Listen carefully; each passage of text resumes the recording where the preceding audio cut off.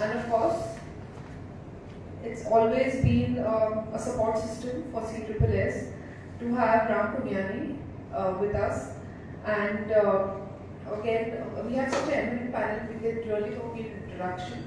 But Ram, of course, is all over. He speaks everywhere. He is on YouTube. He writes extensively, and most importantly, Ram Punyani is the president of the Center for Study of Society and Secularism. Very, very popular and a very relentless voice for freedom of religion or belief, for human rights, for communal harmony and peace. So we welcome Dr. Ram Punyani. Good afternoon, friends. It gives me as much pleasure at the release of this book as it was be giving to the author Irfan Engineer, my friend and colleague. I heartily congratulate him for putting in a very great amount of effort in putting it together. Of course, I am a part of Center and I do know most of the things which are going on. And right from the beginning, I was noting how Dr. Engineer, in a very painstaking way, was monitoring the communal violence in a very systematic manner. And after his unfortunate death, when we lost him, the same thing of monitoring the violence continued. But the only thing I noticed with Irfan, ably assisted by Neha, they slightly expanded it and added more aspects to the right investigations and other things which were going on. Now, as far as this book is concerned, I think I was hoping that we come out with a series of publications on which Center has been working for many years, and I'm very glad that this first part, I hope this is the first of the series of the books which will come out based on the work of our center. And while going through the book in a cursory manner, I noticed that it has a lot of strengths and it has not been written in a cursory manner. It has a lot of application, and this topic as such is also one of the central themes of the present times, especially after 2014. When we see the evolution of communal violence, I'd slightly like to go in the background also. One thing is very sure that in India, which is a very plural, diverse, syncretic society, communal violence was not there till the British came and introduced their policy of divide and rule. And the British presented the whole history in a very communal way, because of which the violence, mutual violence began. Mutual violence, mutual hatred. How? What was it? That amongst Muslims there was a creation of hatred against Hindus, and vice versa. Amongst Hindus there was hatred for Muslims, and this was the ground for the beginning of the violence in due course. Let me basically state that such a violence is not possible unless there is a hatred in the society. Hatred is the base on which some people can instigate the violence against the other community in that sense, though people of that community may be equally innocent. So and second thing is that the nature of communal violence has been constantly changing. During British period we saw that there was violence, but somehow, on one hand, British were acting in a way where violence could take place. But once the violence was taking place, by and large, British authorities were neutral. Neutral means they were not partisan to one community or the other. Number one. Number two, then after independence, gradually, the system started tilting towards the Hindu side. Before the partition, and of course partition violence, I will not talk about it. Before the partition, there was a mutual and opposite instigation of violence against the other community. After partition, by and large, it has become a gradually anti-Muslim violence. And in that, the state, as Irfan has observed after 2014, this was not a sudden phenomenon. I understand this started gradually taking place even before the majority BJP government came to power. There were a lot of instances like Dr. Ram, one of the pioneers of studying his doctoral thesis on that. So there also he points out the partisan attitude of police officers, the state administration, the political leadership, because of which he gives the example as to, like in any communal violence, we will see that the people who are arrested, major people who are arrested are Muslims, major people who are punished are also Muslims, etc., etc. And some of the rough statistics which we give in 1991, we know the population of Muslims in India, 14.2 according to 2011 this thing, but the percentage of Muslim victims was generally ranging between 80 to 90%. So in population they are around 11%, 12%, 13%, 14%. In the communal victims of communal violence, they are 80%, 90%, and all that. Now what has struck me the most, which Irfan roughly pointed out, that the intensity of violence of course changes its form, and one of the first forms I observed, in which I myself was, I rarely go for such investigations these days, but initially I was also part of some inquiry committees conducted by Anand and others. So in Dhulia, once we had observed a violence in which it was police directly attacking the Muslim community. That Hindu side extremists were totally absent. So that was one of the types of violence we observed. So there are various forms of violence which do take place.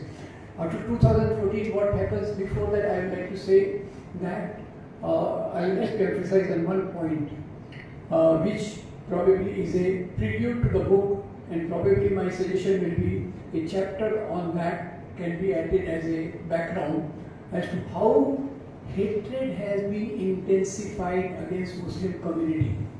I believe that hatred is a foundation on which communal violence can be orchestrated, number one. Number two, the communal violence is not spontaneous. Generally it is not spontaneous, it is orchestrated by, Dipankar Gupta uses a word for that, ethnopreneur, who a particular political leader who operates on the ethnicity, and through his ethnic efforts of violence, he tries to come up in the politics.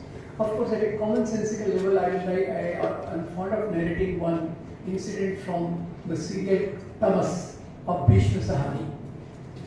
Now, in that which I frequently recount, it is a pre-partition India, one Muslim politician, of course politicians sometimes have very typical dress and one can identify them. They may be Hindus or they may be Muslims, by and large, not generalization. So a Muslim politician approaches a Dalit. The role of Dalit is played by Om Puri. He tells Om Puri that I am giving you this money. You kill a pig, Suwar ko maar ke, you put it in a mosque. Now this Dalit fellow, he says he is in need of money. He says, yes, I will do it. I will get the money. But why? What will you get out of it? I will do it because I am getting money. I need money. That is my major concern. But what will you get? He said, you won't understand. It is very simple. I spread in the society that Hindus have killed a pig and put it in the mosque. Communal violence will take place and my stature as a politician will go up. And this is where, again, I will come back to the book, but I will tell you one another humorous thing. In India, of course, Dr. Engineer, Vibhuti Rai, Paul Brass and others have done extensive study of this communal violence. But I was mostly impressed by one study which came out from Yale University. Of course, there is a long story how I came to know about Yale University. I don't know much about that. But Yale University, that report says that in whichever area communal violence takes place, in the aftermath of the communal violence, the political communal Hindu majority political party becomes stronger. And Yale University result proves it by giving graphs and others that this area communal violence took place. After that, this party became stronger. Of course, from that I humorously infer that who will instigate the violence? One who benefits from it. Who has benefited from communal violence? So that is obvious to you. Now, so coming to Irfan's very in-depth work, I must say it has a very solid foundation of empirical data. With that, there is a deeper interpretation with the benefit of what Irfan has been learning and developing himself with a deep grasp of communalism, communal violence, because communal violence and communalism have a deeper relation. Communal violence is a superficially visible part of the communal politics. So that's what, of course, Irfan is most active with that, and he is most capable of interpreting the data which is available. Of course, he just told us data is not only from Centre's own studies, because Centre also keeps a lot of files on communal violence, but also the major newspapers, Hindu, Indian Express and Times of India. So based on that, interpreting that is something very important. So these two things which this book builds out, and after 2014, what is the major change? So far, a police administration, the bureaucracy was a bit hesitant, trying to cover that we are partisan, we are pro-Hindu majoritarian groups. After 2014, again, that particular cover is not needed. They frankly do it, they openly do it, and they openly avoid whatever is norm for a IS officer, IPS officer and all that. Of course, here I must tell a personal anecdote. Harsh Bandar, we have all heard. Yes. Harsh Bandar is another great person who has been monitoring this communal violence in a very good way. His karma and mohabbat we all know. So he told me that when anti-Sikh violence broke out, in 1984, he was working as an IAS officer in MP, and the minister in charge, after the carnage started against Sikhs, minister in charge told him that you don't have to take any action. Harsh Bandar violated that instruction, and wherever he was there, he tried to see that Sikhs are not punished for that. But Harsh Bandar is one, and there is a huge bureaucracy, huge police officer and all that, which after 2014 feels that this is how the thing should be. And there is another thing which, of course, I don't know whether matches with the theme or not. You must be knowing about IAS academies, IPS academies. Many of these academies are run by that organization which is going to complete 100 years next year. I hope you can guess that. So the academies, they are not, and once, of course, I was invited in that, and I had quite a tough time addressing those participants. So after 2014, this is one.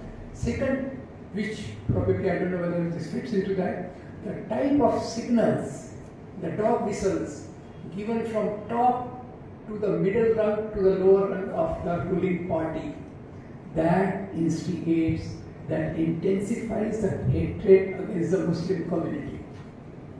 Before 2014, the cow and beef, they remained holy for us from ages. After Vedic period, they became holy, but they became holy again. So cow and beef became another major issue. Lynching nearly 100 of them, 100 of 90 Muslims, and that is roughly data from India spent. Then love jihad case stepped in a big way. So all these dog whistles from the top have intensified the hatred. So in my 4-layer model, at the ground level there is a hatred which after 2014 has assumed absolutely dangerous proportions. Because of that, the communal violence which has taken place because of the lot of dynamics, and a party knows that if communal violence takes place, we will become stronger in an electoral field. So the communal violence takes place, but as Irfan has absolutely correctly pointed out, that violence is not as eye-catching like Bombay or Gujarat or Muzaffarnagar or Northeast Delhi. There are different types of violence also which takes place in a subtle way. So these are the things. So at basic level there is hatred, then some ethnopreneur triggering the violence, state protecting the violators of the rule of law, and the major victims become the Muslims. One more point which I like to add in general way, that in India now, ghettoization of the Muslim community is at the peak. Ghettoization, and wherever I go and I talk to some Muslim activists, they will be telling, oh, my son is studying in a mixed English school, but he says that I should be transferred from here, I am not comfortable. So that's sort of a discomfort, which is a peak of hate against the Muslim community and also Christian community. Christian community's form is very different, so I'm not mentioning that. So this book, while it has done a remarkable job in analyzing the basic data, interpreting it in a very beautiful way as to what is the dynamics of that. And here I can take one more example. The laws, as Irfan has correctly pointed out, the laws about this cow slaughter. And cow slaughter, one additional point I will tell you. Recently I went to a place called Bhavnagar. My wife was with me and she asked the driver, what is Bhavnagar famous for? So she said, the driver says that Bhavnagar is famous for Gathia. I'm beginning with a good thing. Bhavnagar is famous for cows. I said, why cows? Because you can see cows everywhere. And daily in Gujarat, actually there is a death of one cow because of the road accidents. So these are some of the things which are happening after that cow legislation has come. That love jihad legislation, we know how it was a trigger for Muzaffarnagar violence. So those are the things which have intensified the type of laws. Type of laws were being brought in even before 2014, like conversion, freedom of religion, very Orwellian word. Freedom of religion means we are restricting your freedom of religion. So those laws started coming even before 2014. Why? Because in society, the pressure of this Hindu majoritarian politics is increasing, and even the other parties which are supposed to be secular, do buckle under the pressure, so their leaders start going to the temples and different things. So they don't remain aloof from this.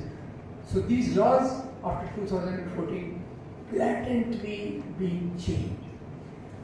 So these are the things which I think, and of course, as far as rankings are concerned, freedom of religion ranking, we are falling down. I don't know the exact figure, but I know that we are somewhere towards the bottom as far as the freedom of religion is concerned. As far as Christians are concerned, India is among the top 10 countries where the life for Christians is very difficult to live. These are the international data which I am saying. And so this book becomes a foundation for us to explain all these phenomena which are happening in the society. Hopefully, the thing which began in 2014 should end in 2024. That's just a hope, optimism and caution.